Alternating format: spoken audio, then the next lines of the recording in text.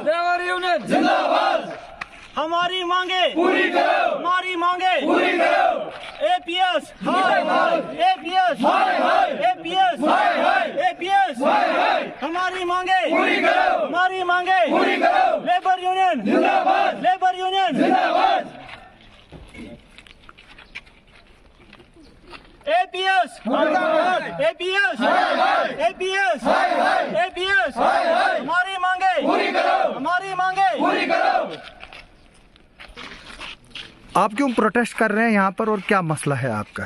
Sir सबसे पहले शुक्रिया आपका जो हमारी आवाज़ यहाँ से उठाने आई है। आज का ये जो जहद चल रहा है ये एपीएस के खिलाफ चल रहा है। एपीएस एक ऐसी कंपनी है जो सबको दबाना चाहती है, खास करके हम लोकलों को। वो हम लोकलों को मतलब अपने बराबर वो किसी को नहीं समझती है।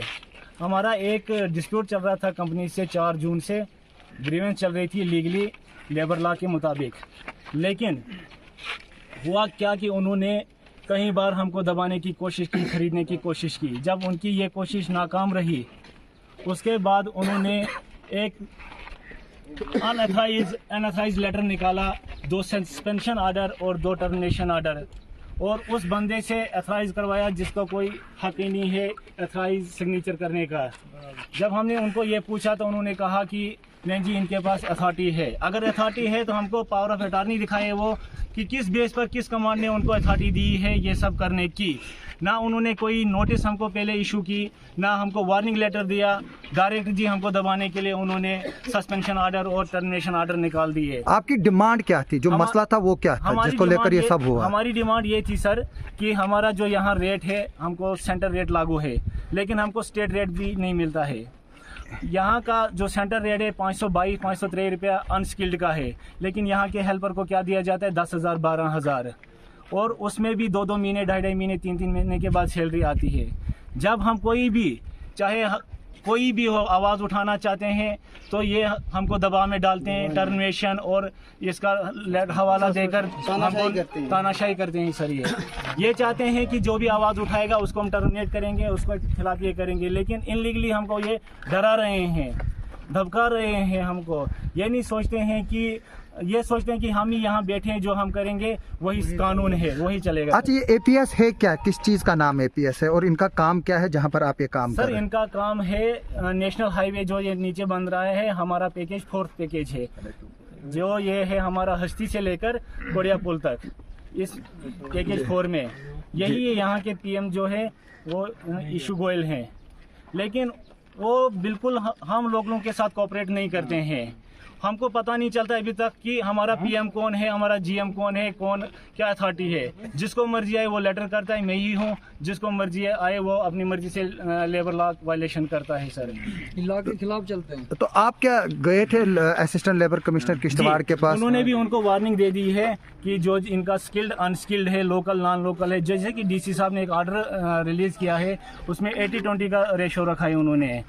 जब मैम ने भी उनको ये बोला कि हमको स्टेटमेंट दे दो इनकी स्किल्ड क्या है, अनस्किल्ड क्या है, लोकल कितने हैं, नॉन लोकल कितने हैं सब, लेकिन आज का टाइम उनको दिया है। पहले इससे कई बार उनको बताया गया है, लेकिन टस से मस नहीं हो उनको। अच्छा आपका ईपीएफ कटता है क्या? नहीं एपीएफ नहीं कटता, वो बता रहे हैं हम अपनी मर्जी से काटेंगे, जो चाहेगा हम आपकी मर्जी से निकालेंगे। नहीं लेकिन ये तो लेबर रूल्स है ना, ईपीएफ तो आपका कटना है, क्योंकि आपको याद होगा रिजवान साहब यहाँ आए थे, कमिश्नर थे, उन्होंने बोला था कि हर एक का ईपीएफ कटेगा।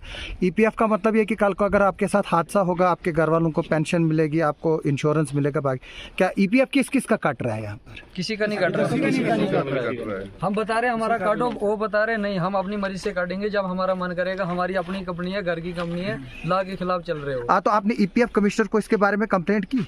जब पिछली बार वो आए थे, आप आए थे उधर? सर हमको यही दिलासा दिया जाता है ठीक होगा ठीक होगा। हम इनसे पूछना चाहते हैं जिन्होंने नहीं चाहे वो दिलासा वो नहीं है, चाहे आप ठेकेदारी खाते में चाहे कंपनी के खाते में, ईपीएफ कटना है वो तो हमको बोलते हैं हम काटते हैं, लेकिन जब हमको बाद में सैलरी आती है उसमें कुछ कटा नहीं जाता है। ये बोलते नहीं अब अगले महीने ईपीएफ नंबर दिया आपको? नहीं, हम कई बंदों को तो कटा गया, मेरा तो कटा गया, लेकिन अदर्स ऐसे बंदे हैं जिनको नहीं काटा जाता है। तो कोई नंबर वहाँ से आपको आया है? किस किस को नहीं काटता है? ईपीएफ नंबर है आपके पास? कटता है आपका? तो आपने की कंप्लेंट उस पर? कब से आप कब से काम कर रहे हैं? सर मैं इस कंपनी में 3 मंथ से हूँ। 3 मंथ हो गए मुझे। चलो अभी और आपका जो है वो स्टार्ट में ही जी, हुआ होगा। मुझे यहाँ पे जब लाया गया था पीएम सर से, मेरा जो मैकेनिकल डिपार्टमेंट था, मुझे मैकेनिकल यानी कि पीएम मीन्स प्रोजेक्ट मैनेजर, ना कि नरेंद्र मोदी जी। जी जी, जी जी। हाँ, प्रोजेक्ट मैनेजर। तो जब मुझे ज्वाइनिंग हुआ था, इंटरव्यू उन्होंने लिया था, डेजिग्नेशन उनने हेड ऑफिस से आया था मेरा लेटर, डेजिग्नेशन मुझे प्लांट एग्जीक्यूटिव का दिया हुआ था। जी। लेकिन जब मुझे यहाँ पे 2 प्लांट देखने, एक तो एचएम प्लांट और क्रशर प्लांट देखने को कहा था कि आपको ये सुपरवाइज करना, देखना, आप इसके इंचार्ज हो। तो 3-4 दिनों के बाद जब रास्ता खुल गया तो मैं वहाँ पे गया क्रशर पे, तो अंकुर जी आते हैं यहाँ पे, तो मुझे नहीं पता वो क्या थे क्या नहीं थे, क्योंकि जो प्रोजेक्ट मैनेजर थे और हमारे डीपीएम सर थे, उन्होंने मुझे डेजिग्नेशन दिया था कि आपने ये काम देखना है। तो मुझे वहाँ से उठा के साइड पे भेजते हैं कि आपको किसने यहाँ पे लगाया, ये है वो है, आप यहाँ पे नहीं रुकना, आप साइड देखो जी। साइड पे जाता हूँ, साइड से भेजते हैं जी आप क्रशर देखो जी। लेकिन उनका मुझे ये कंसेप्ट क्लियर नहीं हुआ आज तक कि बंदे को जब वो ज्वाइनिंग करवाते हैं तो किस पोस्ट पर? आप कहाँ से बेसिकली? मैं भद्रवाह से हूँ। अच्छा, आप भद्रवाह से। जी जी।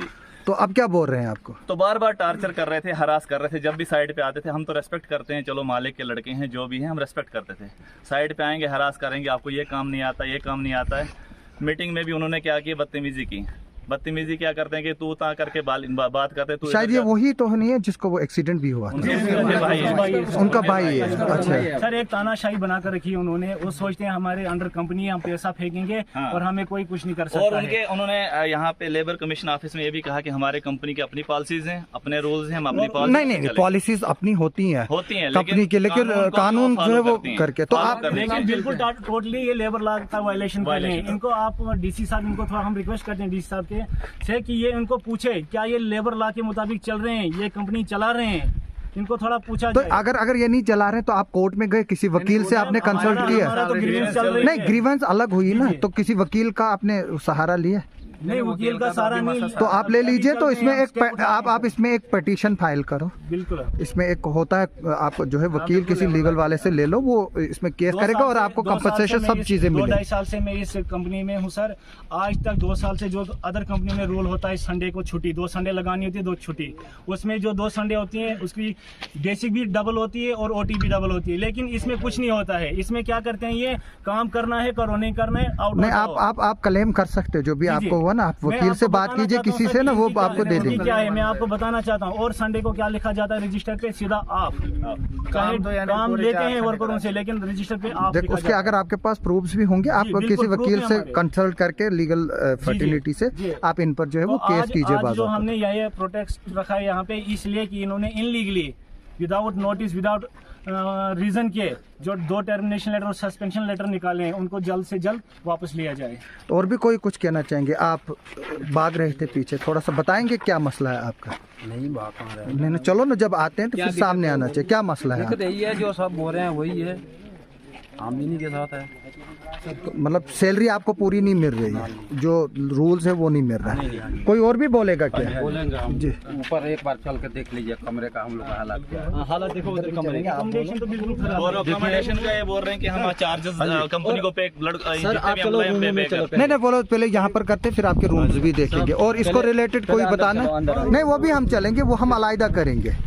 आप मुझे बताओ इस मसले पर किसी और को बोलना। जी जी, बोलो आप। मैं एक इंजीनियर हूँ, यहाँ डेजिग्नेशन मेरी एक ग्रेजुएट ट्रेनिंग इंजीनियरिंग की है। यहाँ पर सैलरीज की डिस्टिंक्शन नहीं है प्रॉपर कि कोई ग्रेजुएट है या फिर कोई डिप्लोमा ट्रेनिंग इंजीनियर है, उसके बेसिस पे अपने आप से सेट करते हैं सैलरीज, और कोई स्टैंडर्ड्स नहीं फॉलो किए जाते हैं सैलरीज किसी की फिक्स करने पे। ईपीएफ भी नहीं कटता है। आई वाज टोल्ड के हो जाएंगे 6 महीने बाद आपका ईपीएफ भी कटेगा।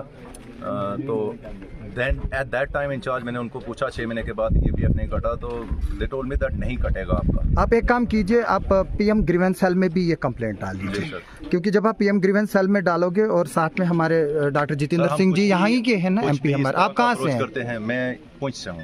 चलो, लेकिन फिर भी हमारा जो है वो एमपी जो हमारे हैं वो ग्रीवेंसेस के भी हैं। ये जो आवाज उठाएगा उसके खिलाफ टर्मिनेशन। कोई बात नहीं है, कितनों को टर्मिनेट करेंगे, फिर जब कोई आएगा ही नहीं तो ये इनका प्रोजेक्ट इधर ही रह जाएगा। बेसिकली तानाशाही की अकॉर्डिंग इनकी हर चीज चलती है, जो ये डिसाइड करेंगे वही रूल्स होंगे।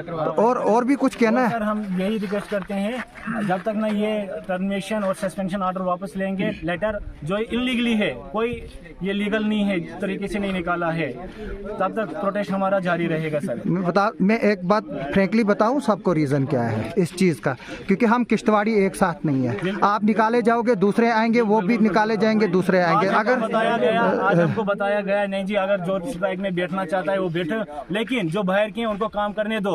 ये क्या मतलब है सर? हम यहाँ स्ट्राइक पे अपनी आवाज उठाने के लिए बैठेंगे, बाहर से बंदे लगाते रहेंगे, इनका काम चलता रहेगा, टस से मस नहीं होगा। नहीं, इसकी यही वजह है कि हम किश्तवाड़ी एक साथ नहीं हैं। जब तक हमारा ये मसला सोल्व नहीं होगा तब तक ना हम बाहर वालों को काम करने देंगे ना हम खुद करेंगे। और जिनका भी ये पीएफ करता है, यानी वो कंटिन्यू नहीं काटते हैं। किसी का दिसंबर का बकाया है, किसी का जनवरी का, आगे के जो महीने हैं वो जमा कर दें, पिछले ऐसे छोड़ देते हैं। आपको मेरी एक ही सजेशन है कि आप किसी वकील से राब्ता करें, वो आपके केसेस जो है बहुत अनजस्टिफाइड तरीकों से सैलरीज दी जाती हैं। कुछ वर्कर्स की डबल दी जाती हैं, किसी की सिंगल मंथ की सैलरी दी जाती है। यानी कि जिसको पॉलिटिकल अप्रोच हो या हाई अप्रोच, उसको हाई सैलरी होती है जो यहाँ का लोकल है। इन्होंने एक लिस्ट बनाई थी जो मैडम के पास हमने पेश की, एलसी के पास। उन्होंने एक ही कैटेगरी में 2 बंदों को रखा है, स्किल्ड में 2 बंदों को, एक बाहर वाला बंदा है, एक यहाँ का लोकल है। लोकल वाले को 15,000 रखा है और जो बाहर का उसको 40,000 रखा है। वो हमने यानी कि 25,000 का फर्क है सैलरी। ऐसे बड़े केस मिलेंगे आपको अगर इनको इंक्वायरी होगी तो। चलो, एक सुपरवाइजर यहाँ का है सर, एक सुपरवाइजर को यहाँ 12,000 13,000, बाहर का जो है उसको 25,000 लेके 35,000 तक मिलती है। यानी कि किश्तवाड़ी इंफीरियर है, बाहर वाला सुपीरियर है। रहना सब किश्तवाड़ी ही नहीं बल्कि पूंछ का भी, जो अपने J&K स्टेट का, J&K का सर, J&K और बाहर से मत, ये बिल्कुल लोगों को किसी के बराबर अपने बराबर समझते नहीं है। चलो, थैंक यू। हमारी मांगे पूरी करो, हमारी मांगे पूरी करो। APS, APS, दूर यूनियन जिंदाबाद।